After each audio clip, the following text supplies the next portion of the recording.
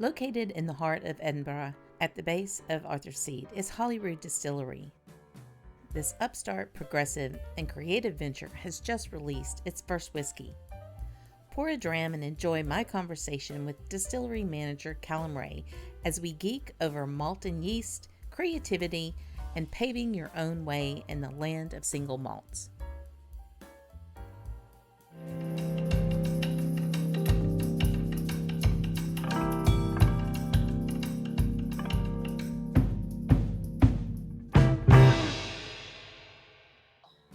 Sanji, y'all, welcome. Scotch on the Bayou, Leanne here, and I am back in Edinburgh in one of my favorite places, a new place in a very old town. And with me is Calum Rae, Distillery Manager here at Holyrood Distillery. Hi, guys.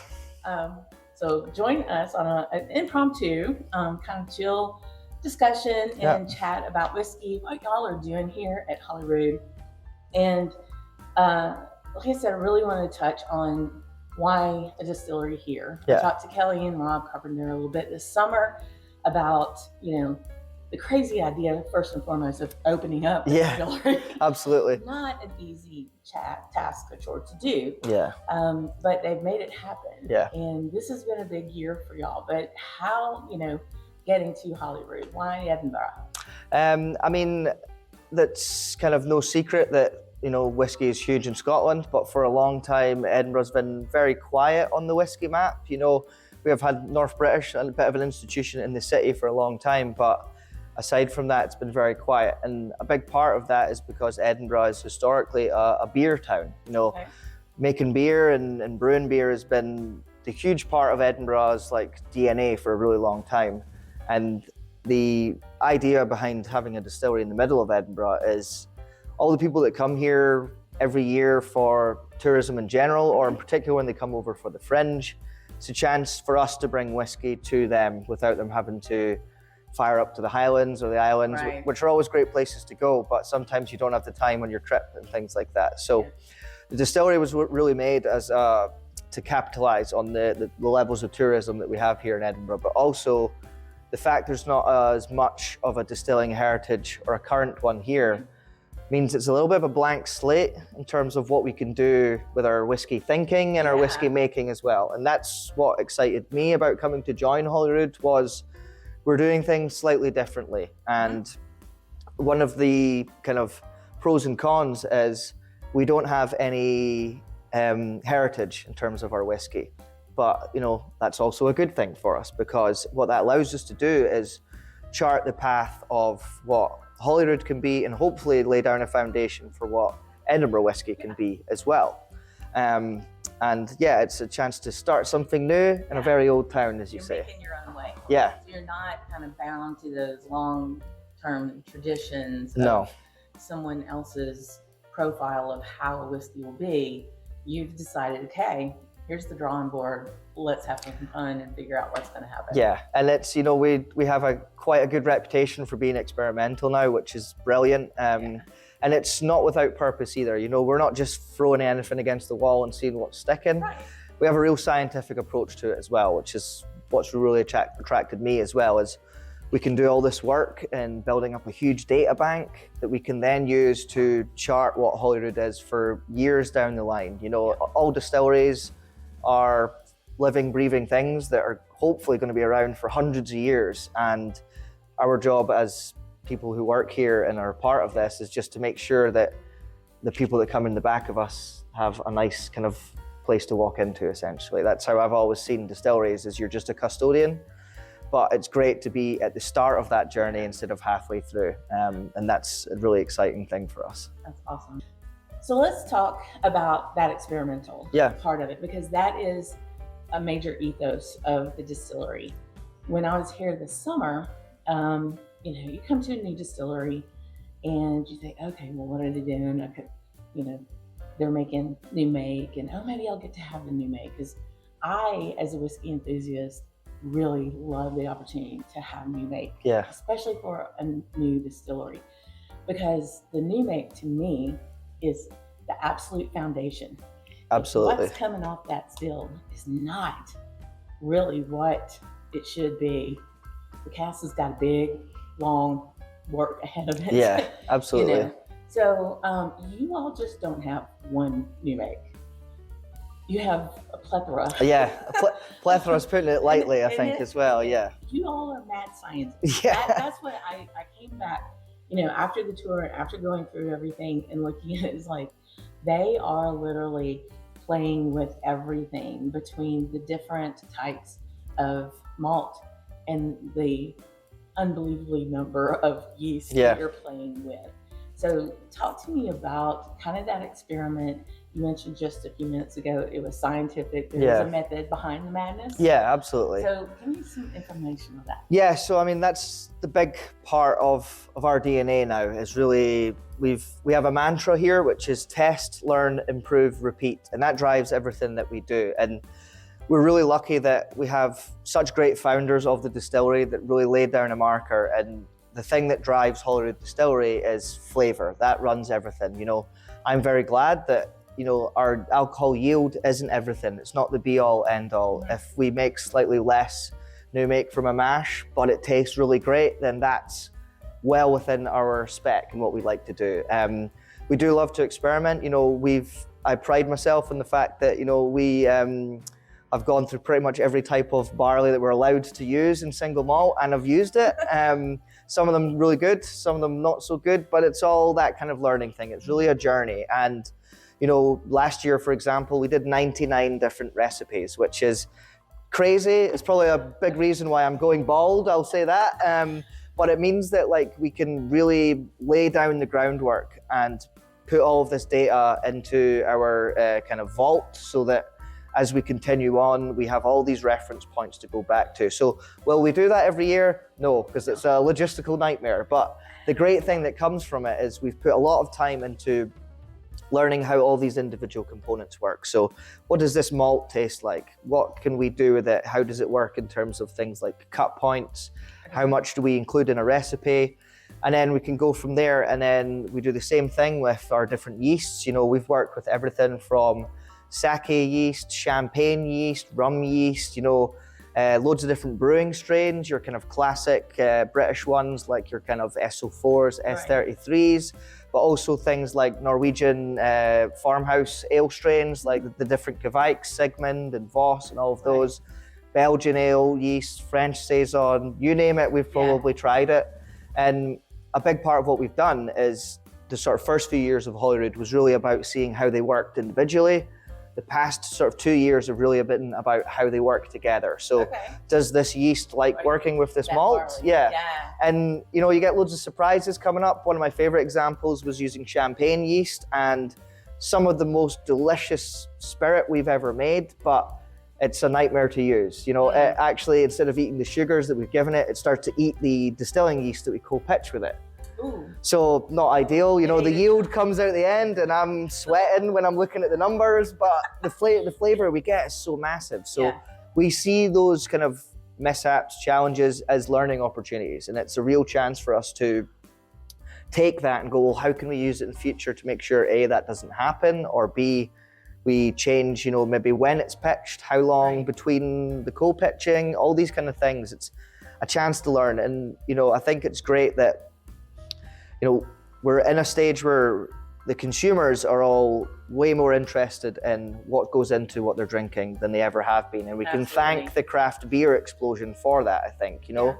And it's why, you know, when you see our new make bottles, we put loads of info on there about what's gone into it, how long we've fermented it for, the gravities, the cut points, all these things, because we want to share that information and help to not just inform ourselves, but inform the wider industry as well. And the experimental aspect is so fun. It's like what gets me out of bed. You know, my girlfriend hates it. I never want to go home because we get to do so much cool things here. And, you know, I think obviously tradition is important. Scotch whisky wouldn't be where it is and wouldn't be what it is without that tradition and that heritage.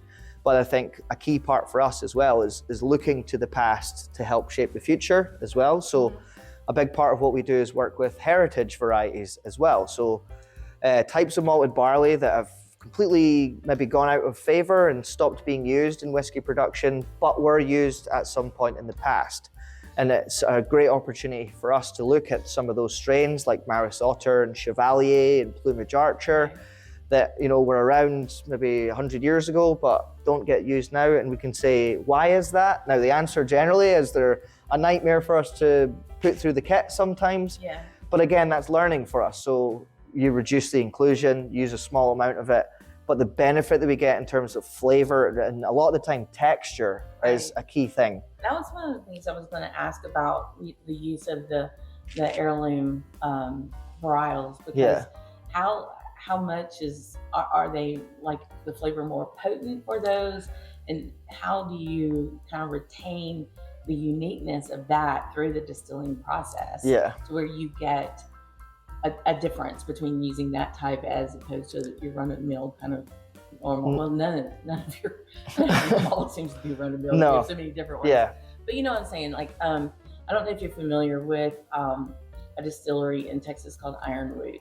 Yeah. So the Liquors family, independent, very much like this, started their distillery, and they use heirloom corns. Yeah. And when you look at that, you know, like, how are you going to make this bourbon product with the heirloom corn and not serve it? Well, they make pot still. Yeah. You know, and so they're able to retain some of that, you know, uniqueness and the attributes of that heirloom varietal through the whole process. Yeah. So I was wondering how, you know, how much you determined that to use, and how easy is that to even get nowadays? I mean, we're lucky enough, so we have a very good relationship with Crisp Maltings, based down in Norwich, but they also have sites up here in Scotland as well. And they've been huge supporters of Holyrood since day one, and that they've been great for us to get our hands on some of these kind of older malt varieties and stuff. And the answer is actually quite simple. It comes through massively the difference. So a perfect example is Chevalier that we use quite often. Now, what I get with this is much more textural than a flavor aspect. I describe it as a bit of like a Trojan horse. It's quite good at bringing other flavors through. As a very kind of gluey, pasty kind of texture to it, which is really great when we pair it up with some of the specialty malts that we use, like a chocolate malt or a crystal malt. Yeah, and it helps it stick to your taste buds. So it sort of prolongs your finish in your spirit, and it's got a great taste as it is, a slightly spicy, more kind of, I would say, sort of brown bread kind of flavor to it. Yeah. But what it does in terms of, like I say, a textural aspect and bringing other flavors through it is really key. So that's where we start to look at it and go, okay, we might not use it 100% as the mash bill, but if we have an inclusion of that there, it's kind of boosting some of the other things that we have there. Yeah. To the overall flavor, just kind of like dial it up to a level. Yeah. As a former sound engineer, you got to know what I mean. That's it. Yeah, I use that analogy quite often. You know, it's like mixing a little bit. You know, that's kind of how we do it. You want a little bit of it in the mix, but you don't want it to be the lead guitarist. You know, it's just the drummer keeping the backbeat and all that kind of stuff. Sure it goes. Yeah, and that's the thing. And I think what drives all of our principles here is, you kind of touched on it earlier, and to kind of come back around to answer it, we put a lot of focus into our new make being as good as it can possibly be, because you're right, a lot of distilleries treat it like a dirty little secret. They don't want you to know about it. They just want to get it through the stills and get it into wood as fast as they can. But we put so much emphasis on the raw materials that we use that it's important to let them shine. And I think what's great about what we've done in terms of putting a lot of different new make varieties out there is, my favorite thing is the reaction we get when people try them, and they can't believe the difference in flavor. And what it allows us to do is change how we think about whiskey. So if we make it taste as good as it possibly can when it comes off the still, as you've alluded to, it means our casks don't have to work quite so hard, and we can use them in different ways. An example being, we've worked with sherry yeast in production before. Now, I love that in terms of what it can do for us, because if we can have some of those flavors in our new make, then we're not relying on casks to bring some of those lovely sherry flavors that we love through. So then you can pair that up with a different cask type, and all of a sudden your complexity builds very quickly. And it's allowing us to change how we think about whiskey. And it's not to, you know, I have to always make it clear that I'm not some punk that's saying the old way of doing things is wrong and that we're against it and stuff. I like to think of it of, we have all these established distilleries. We're not coming in to take over their spot. We're just going to slip in alongside them and show our own kind of way of doing things. You know, and being unique is not an easy thing to do. No, especially not in Scotch whisky, which has so much kind of strict regulations that, as I say, are important to protect the category, but also can be quite restricting sometimes. You know, I always describe it as a box, and our job here at Holyrood is to get as close to the edge of that box as possible before we get our fingers burned and we have to come back a little bit, you know? That, you know, my mother will attest to this. She always told me not to rock the boat. I'm like, the boat ride's so much more fun. Yeah. That's a good analogy. I like that. It's so interesting, and I love this new crop of new distilleries. Yeah. And I was at Clydeside this week. This summer, was at Rasse. Yeah. You know, looking, you know, at you all, and it's just like this.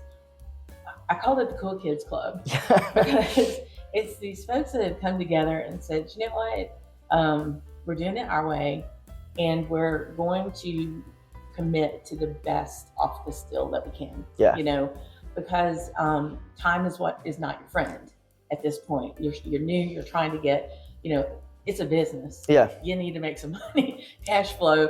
Is really important. So how do you do that in different ways? But you also don't want to rush your product. No. Right. So having what's coming off, I've been so very impressed with the new make at Rasse here. Even had it at Clydeside, and just, you know, understanding how well that spirit comes off, and then what you have to do with it. To follow back up on something you just mentioned about the different types of new make, those different flavor profiles, I can see where then you have, okay, how do I want to match the cask to that flavor profile? Yeah. And you've got some leeway there too. Yeah, absolutely. It's, you know, it's much like when you're cooking and you try, you know, your soup and you go, I'm needing a little bit of something in there, and you go to the spice cupboard and you kind of go, right, maybe a little bit of salt, a little bit of pepper, maybe, you know, a couple of herbs. And that's kind of how we like to approach it. You know, we always have a sort of end goal in mind, but at the end of the day, you know, to kind of be a bit cliched, your stills are living, breathing things. Your cask is a living, breathing thing, literally expanding and contracting with the weather. So you have an end goal in mind, but it's going to lead you whatever way it wants to go as well. So we can kind of nudge it in a direction that we want, but sometimes you get happy accidents that go another way and stuff. And the great thing about whiskey is that, you know, I started in a brewing background where if you've screwed the brew up, you're going to know about it very quickly. Yeah.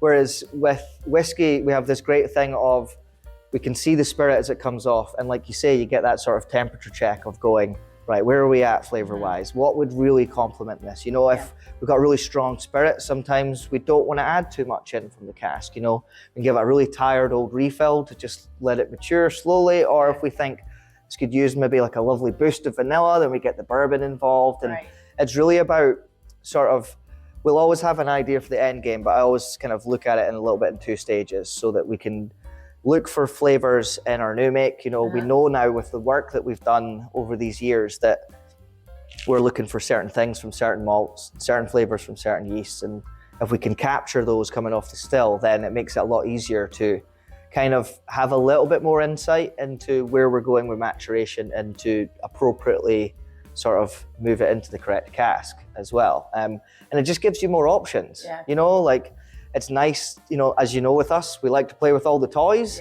and that extends to our maturation as well. You know, we have put a lot of emphasis on the kind of the barley and the yeast, but it's really great for us to also then be able to move into like a wide range of really nice casks. You know, we've worked from, as I say, first fill bourbons and refill casks to every type of sherry basically you can think of, rum barriques, like we try a little bit of everything, and that just extends across everything we do, and it's great to be able to tailor it and move it. You know, I had a recipe where, you know, I was trying to make Jaffa cakes as a spirit, didn't quite nail it, didn't quite get enough orange, got the chocolate, got the kind of cakiness, but again, that's a cool opportunity where you go, okay, we didn't get where we wanted with the spirit, but how can what we have then be moved into a really nice whiskey? And it's all about, you know, accepting that it's a thing that's got a life of its own, and it kind of leads you in a way and you just kind of help guide it. It's like a child, you know, just make sure they're kind of on the right path. Just keep it between the digits. Yeah, that's it. Well, yeah, that's it, exactly. As long as it's not going off the rails, we're okay. Right. I'm not your usual distillery manager in terms of like a big part of what drives me and drives what we want to do here at Holyrood is it's collaborative. Everyone is involved, whether you're a distiller, whether you work at the bar, or whether you drive the truck. Any idea is a good idea. And a big point of pride for me with Arrival, our first release, is that it was not something I did solo as the head distiller. And that's something that makes me really happy, because I don't want to be the guy in the high castle, you know, taking all the plaudits and things. My word is final and my palate is exquisite. You know, I trust my palate and I know it's quite good, but my mind, what's really great about our first release was it was built by a team of us. We went and sat in our little pop-up across the road, all of us around a big table. It's myself, a couple of the senior distillers, Rob and Kelly, our founders, and a few other people from the wider company all got together, and we looked at all the individual casks and how they could be vatted together, and we built this as a team, as a group, and that's what really drives us. You see when you come to our distillery that, you know, we have Polaroid photos on the wall of staff nights out or just random things that have happened, and it's important for us to kind of get that personality through what we do as well. And it's why Arrival was such a big thing for us, because it's an emotion for, you know, Rob and Kelly and David that started the place of, you know, they finally got to that point. But it's also, you know, we're not at the finish line. This is us arriving at the starting line. We're just getting going, like, and that's the kind of nice thing. And it's a really collaborative approach is everything that we do. You know, some of the bottles that we've put out of new make, you know, have different people's names on them because it's been their idea or they've had a part of the process. And I love that. You know, my team can come to me with recipes and we'll go, let's run it, let's see what it's like. And I think that's a big thing for us, is being a great place to be a distiller. You know, whenever I'm looking for people to work here, I'm not looking for operators, I'm looking for distillers, because they need to have their brain involved and be creative. And, you know, that's what drew me to making, you know, spirits and making beer in the first place, was that it's, you know, it's a graft, it's hard work, and it's manual labor, but it's also very creative. And you can really flex those muscles. And here, more than anywhere I've ever been, that's the name of the game for us, is being as creative as possible. And it's all about being, you know, we want to be Edinburgh's local. We want to be the place that people can come in. They can either just have a pint in the bar, or they can come and do a tour. You know, we do free tours on a Thursday night for anyone with a postcode, an Edinburgh postcode. And that's a big thing for us. You know, you'll see yourself looking out the window. We're right in the middle of everyone's houses, and we want to be good neighbours. And I think that's been really key, and what sets us apart as well is, you know, we love being a part of this city. Like, I grew up in Fife across the water most of my days, but I was born in Edinburgh, so it's great to be able to like come back home and help bring whiskey home as well. And we just love being a part of this wave that's happening as well. You know, we've gone from North British being the only distillery to we now have 4 of them in the city, and it's really cool that we're on this big revival and this kind of new wave of Scotch whiskey that's coming through. And we're happy to shout. And the cool part that sets us aside as well is we are an urban distillery. We're not outside of town, we're smack bang in the middle. Literally a walk from Waverley Station. I took the train over from Glasgow this morning. Super easy to get here, and although there are hills this morning, Flatlander, you know, I got here. But it is, and we were talking a little bit before about, you know, you come to a city, I'm coming to Scotland, I'm going to Edinburgh, I want to go to a distillery. And, you know, years ago, you were kind of out of luck. You had to get somewhere else. Yesterday I spent, took another train with a friend in Stirling, and we went to Deanston. You know, and you know, you knew where Glengoyne was from here, or you know, at least Glenkinchie. You had outliers, but now not only are you here, you're here. You're very attainable to get to. So that does, I'll just kind of segue to that. So that does also mean that your whiskey isn't matured here. No, we have our warehouse in the middle of town. We have our warehouse out at Kirkliston, which is near Edinburgh Airport, so just on the outskirts of town. The whole distillery is these 2 walls that we have here. There's no secret bit out the back. I always tell people, you know, they come out and they look to see, we got a guy selling carpets behind us. There's no warehouse that we've got. And it means that we can feel quite disconnected from our spirit at points. You know, like I miss being able to walk through the warehouse and you get that smell and all of that. But it also means that, you know, again, we find other cool gems, and you know, part of that is we are in Royal Elizabeth Yard, which is a former naval base where they would have rum stores and stuff like that. Yeah. So that's a cool thing for us to jump into, because then, you know, we have our Royal Elizabeth Yard rum line that we have, and part of that again feeds into what we do, in that we can take unique and really cool rums from all around the world and we can mature them in casks, show off our maturation stripes, which was really important in the early years before we had fully fledged whiskey. Sure. You know, we can show what we can do with malt and yeast. Let's show people what we can do with the wood side of things as well. And then the flip side is we have all these lovely rum casks that we can then use. You know, I'm a sucker for a Caribbean cask finish, so it makes me a very happy distillery manager. Cool. But yeah, so how about we look at having some of this new? Yeah, no problem. Let's do that. Oh, awesome. Oh. I've been a bit shy there. I'll give you a little bit more. Okay. You are a guest after all. Thank you. Oh, me. So released this year, September this year, 2023. Early October it was. Early October. And just ecstatic to finally have whiskey here, and we're really proud of it as well. It's the nose. It's great. I never get tired of it. Instant smile on the face. So what?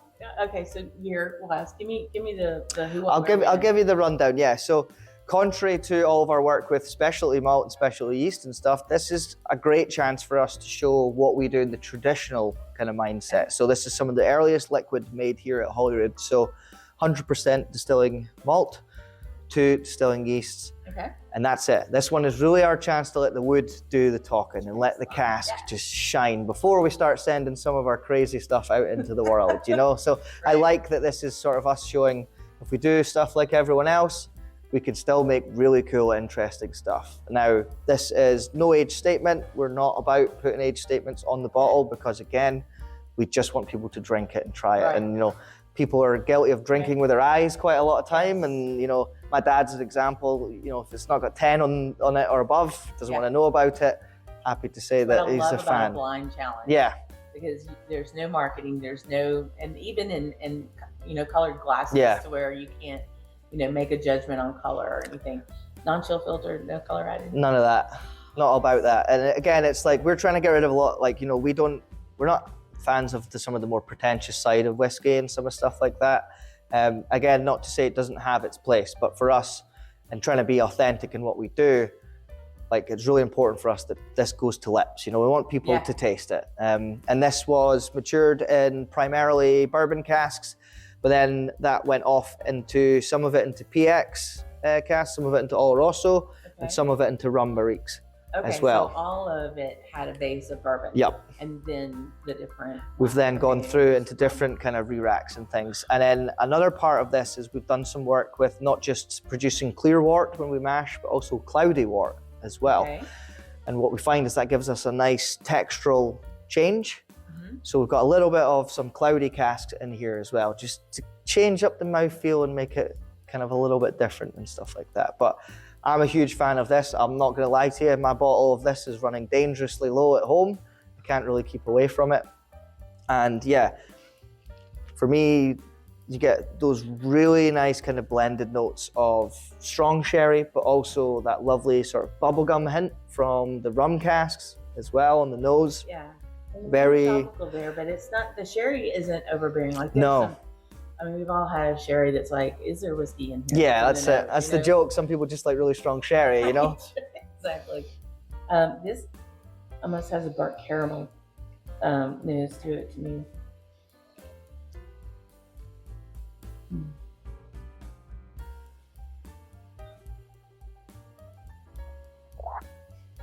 Sweet up front and a nice savory mid-tone. Very biscuity on the end as well. And mouthfeel has got some traction. Yeah. You know what I mean? And is that from the cloudy wort then? Yeah. Or? Basically, it's just to kind of stick the tongue a little bit more. Teeth to it. Yeah. But you know, I like to chew my whiskey. Yeah. I always describe this as, you know, I use the term smashable. It's not your usual lexicon that a distillery manager uses, but you know, that's that's a danger bottle. That's you're drinking half of that in a night without even thinking about it. ABV is 46.1. 46. Purely because that's what we thought was the taste. The taste did best. You know, you see with all of our product lines, you know, our gins are all different ABVs. Yeah. No other reason other than that's where they taste the best. The sweet spot. That's where you want it. Yeah. And as the crafter, you should have it as you want, not as some standard. Oh well, we'll just do it at this because that's what everybody else does. You haven't done anything else that everybody else does. No. Why should you start? No, exactly. And you know, we could drop it down and get more volume, but then it's not going to be the best tasting whiskey that it could be. So that's always what runs what we do, and that's why we landed on that point. Basically, it's where it tastes really good. And yeah, like I say, this is dangerous. Yeah, that's it. You put it out with the milk bottles in the morning. You know, that's it. You're kind of oh, we've gone through another one. Yeah. Wow. So this bottle literally is only available here still. I think everybody who's allocated the different shops, it's long gone. Yeah, it's sold out very quickly in a lot of places. We've been very lucky that the response has been great, not just in the UK, but in the wider world as well. Yeah. You know, our allocation in Switzerland sold out in about 10 days or something like that, which is great for us. Mm-hmm. For me, a little bit nervy. I got to get ready on the next one, but it's a good challenge and a good problem, you know? Yeah. So is there a schedule for release? Or are you kind of what you're hoping or shooting for? Yeah, so we're kind of looking for, there's talk of another release potentially the start of next year is what we're looking for. We are looking at a few single cask releases as well to kind of and be interspersed between our mainline releases, again, just to allow people to see the variety. It's really important for us to, you know, tell people that Arrival is not the Holyrood single malt, it's just the first Holyrood single malt. And, you know, it will be here, it'll be gone, and we'll have a brand new thing. Now, that's not to say that it can't come back again further down the line, but for us, we've done so many cool things, so many iterations that it's all about having something new drop. It's here, everyone enjoys it, and it's gone. And that's what we've lifted from our craft brewing siblings. You know, we take a lot of inspiration from beer production because we are children of Edinburgh, and that is what it's known for. And a lot of those vibes and kind of ideas is what we try and draw upon. So that's really the thing for us, is we want to communicate to people that there is no core range. You know, that's a bit of a swear word for our founder Rob. It's very much about, you know, we will have different styles and different tastes to hopefully suit a lot of people. And that's why we do the collaborative approach when we're building these as well. And that I could say something's great, but somebody might disagree with me, but 10 of us in a room all say it's great, chances are more people are going to enjoy it in the wider world. Well, this is great. I really, really appreciate your time. Absolutely. It's been great to have you in. Yeah. Jump into the middle of your work. Yeah. Very well done. Yeah. Can't wait to talk to Rob and Kelly about this as well. But I'm sure they'll be happy to hear. Yeah. So we have a little saying down in the South. We call y'all. Yeah. Y'all. Okay. You know, y'all is y'all. So instead of just Sandra, I just Sandra, y'all. Okay. So thanks everyone. I hope you've enjoyed this. Slant y'all. Very good. Awesome.